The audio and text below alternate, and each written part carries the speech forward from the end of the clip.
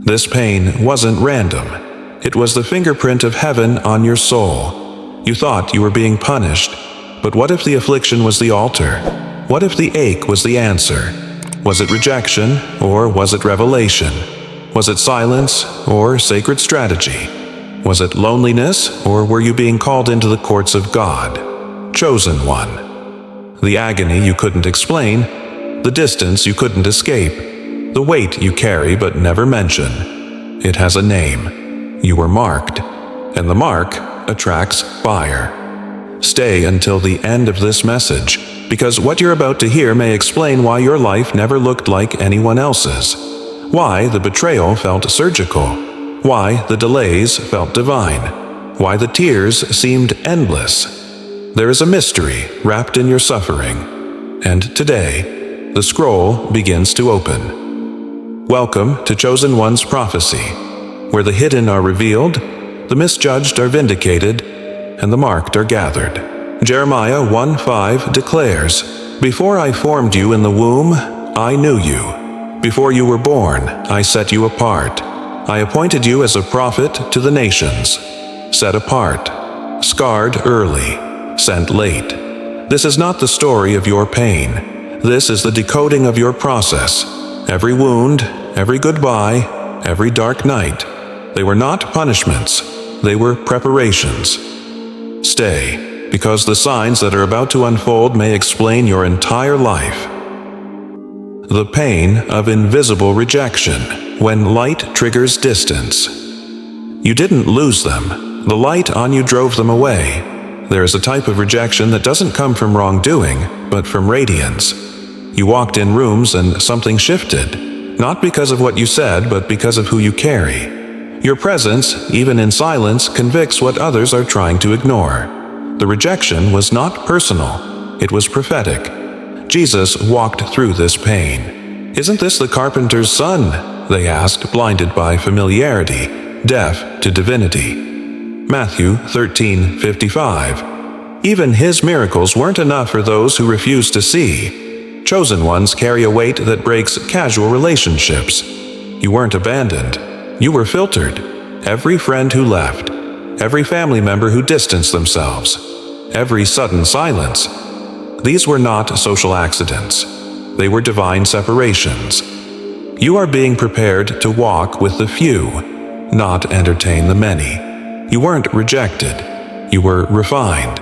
And what if the silence that followed their exit wasn't emptiness, but the first echo of destiny calling your name?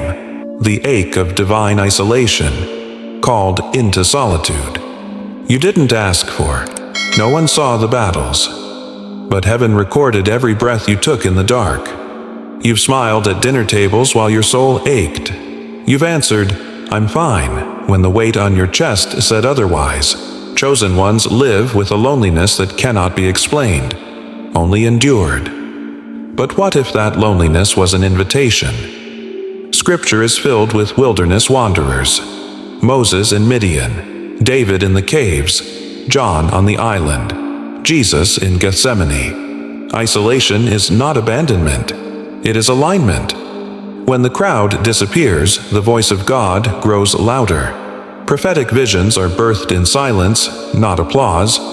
You were being trained to hear what others can't discern. What you called being forgotten was God saying, "Come away with me," and still the ache remains. Because divine intimacy costs earthly comfort. Your isolation is not punishment. It is incubation, a hidden chamber where your oil is crushed, your authority is forged, and your soul is sealed for impact. The battle within, a war between flesh and spirit. The loudest war isn't outside you, it's inside. You love God, and yet you failed Him. You desire holiness, and yet you battle habits that haunt you. You promise to pray, and yet distractions devour your resolve. Paul felt it too. The good I want to do, I do not do, but the evil I hate, that I do. Romans 7:19. This is not proof of weakness. This is proof of sensitivity. The flesh fights hardest when the calling is highest. The enemy doesn't war against what doesn't threaten him. Your struggle is not because you're failing, it's because you're rising. Prophetic gifting attracts prophetic resistance. If your mouth is meant to speak for God, hell will try to silence it. If your hands are meant to heal, they will be tempted to harm. If your heart is made to carry nations, it will be crushed by disappointment first. But the Spirit groans within you, even when words fail. Romans 8:26.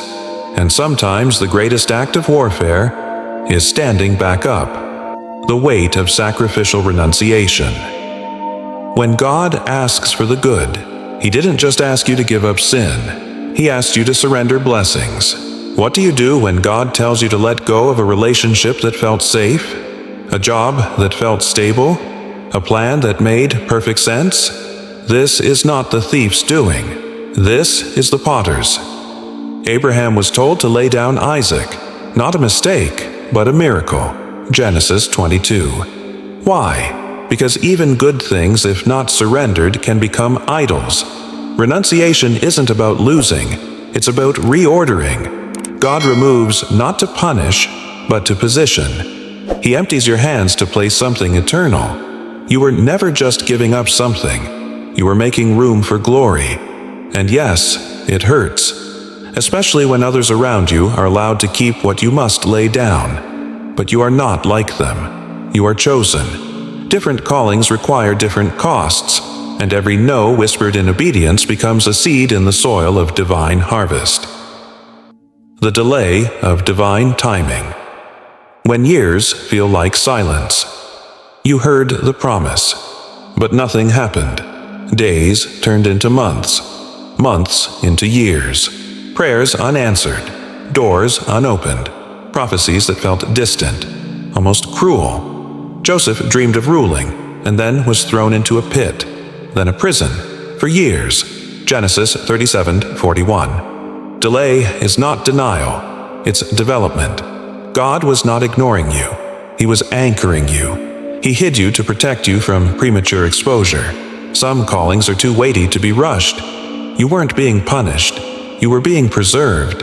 But in the silence, another voice comes, the voice of impatience.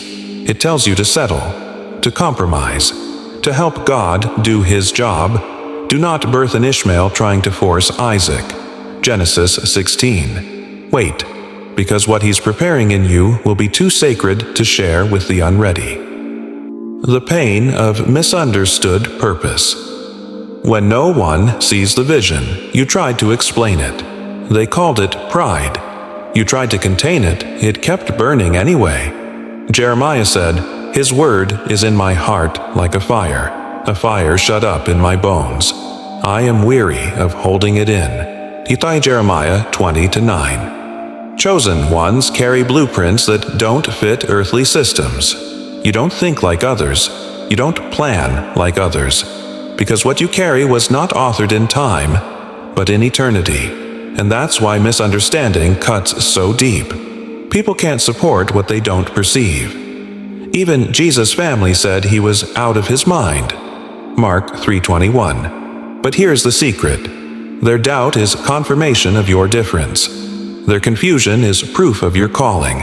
Don't explain what heaven is still unfolding. Some visions are too holy for premature exposure. Let the vision speak in time. Darkness, confrontation. Why hell targeted you. Early, you weren't just attacked. You were identified. The enemy saw something in you before you ever did. That's why the trauma came young. Why the abuse came early. Why the betrayal felt surgical. It wasn't random. It was warfare. Moses was targeted as a baby. Herod tried to kill Jesus in infancy. Hell always moves against what heaven has marked. The dreams that were mocked. The confidence that was crushed. The purity that was hunted. These were not mere struggles. They were assassination attempts against destiny. But you survived. Not just because you were strong, but because you were sealed. What you thought was damage was actually proof of divine protection. You were wounded, yes, but never defeated.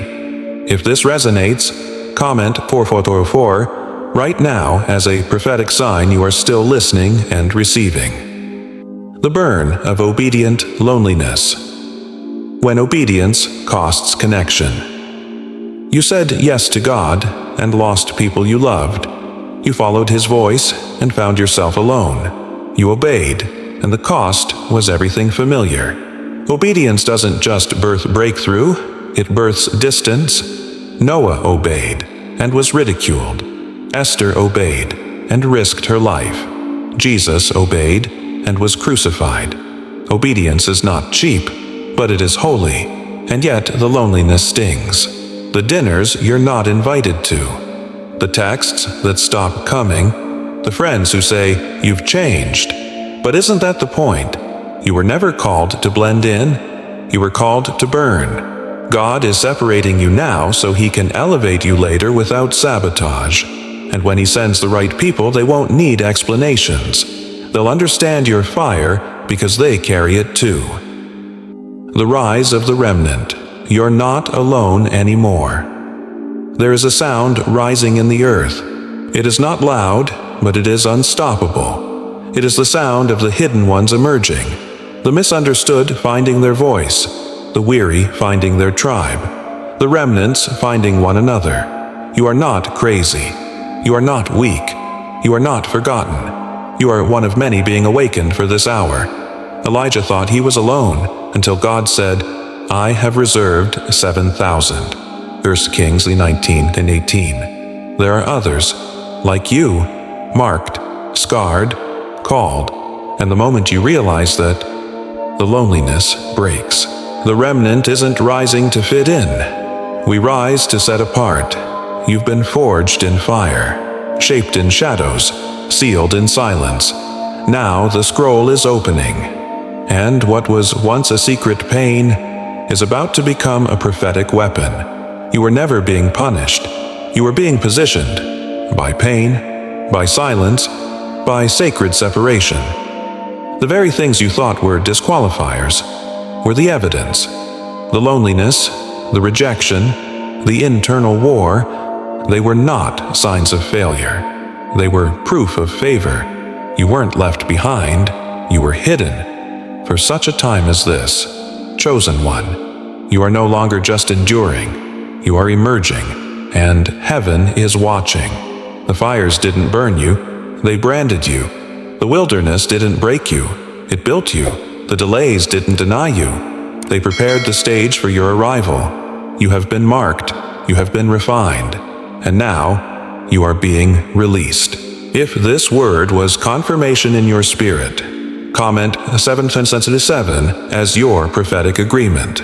Let the heavens see it. Let the remnant hear it. Share in the comments what pierced you deepest. Which pain revealed your purpose? Which moment felt like your mirror? And if you know this is your tribe, your home among the hidden, subscribe now and stay connected to Chosen One's prophecy. Because this is not just a video. This is a gathering place for those who were never meant to blend in, but were always meant to echo eternity. You are not alone. You are the next echo.